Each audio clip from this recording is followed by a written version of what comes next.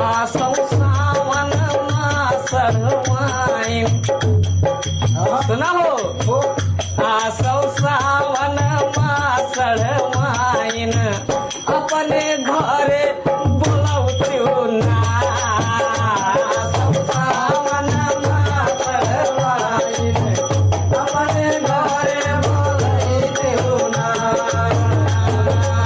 सावन मासड़ wine अपने घरे बोलौतिउ ना। और कहना है भैया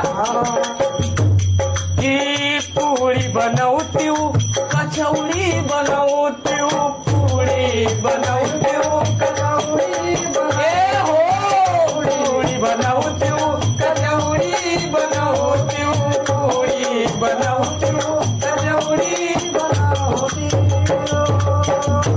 और कहना भैया आओ जीजा कहीं कहीं सटी सटी जैती जीजा कहीं कहीं सटी सटी हो जीजा कहीं कहीं सटी सटी जैती हो।